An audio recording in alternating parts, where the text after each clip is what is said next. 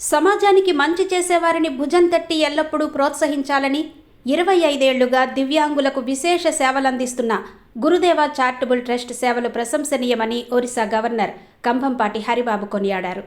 విజయనగరం జిల్లా కొత్తవలస మండలంలోని మంగళపాలెం గ్రామంలో గల శ్రీ గురుదేవ చారిటబుల్ ట్రస్ట్ ఆధ్వర్యంలో బుధవారం నిర్వహించిన కార్యక్రమంలో గవర్నర్ ముఖ్య అతిథిగా పాల్గొన్నారు.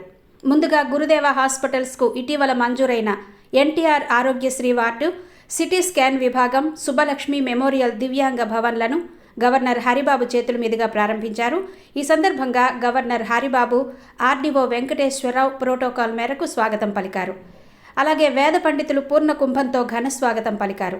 ఈ సందర్భంగా నిర్వహించిన సమావేశంలో గవర్నర్ హరిబాబు ప్రసంగిస్తూ 3 ఏళ్ల క్రితం తాను శంకుస్థాపన చేసిన గురుదేవ హాస్పిటల్స్ నేడు దినదిన అభివృద్ధి చెందడం సంతోషదాయకమన్నారు.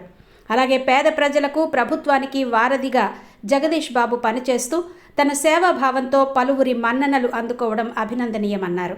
ట్రస్ట్ ద్వారా వేలాది మంది దివ్యాంగులకు కృత్రిమ కాళ్ళు, చేతులతో పాటు ఉపకరణాలను అందచేస్తూ వారి జీవితాల్లో వెలుగును నింపుతున్నారని కొనియాడారు. అధునాతన సదుపాయాలతో doctor Vijayasri Uppalapati memorial cancer ఆసుపత్రిని నెలకొల్పి వైద్య సేవలు అందించడం గొప్ప విషయమన్నారు.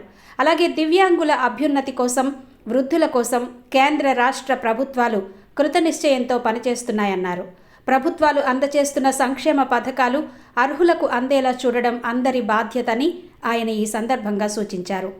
మారుమూల గ్రామాల్లో డాక్టర్లు వైద్య సేవలు అందించేందుకు ముందుకు రావడంపై వైద్య బృందాన్ని గవర్నర్ అభినందించారు.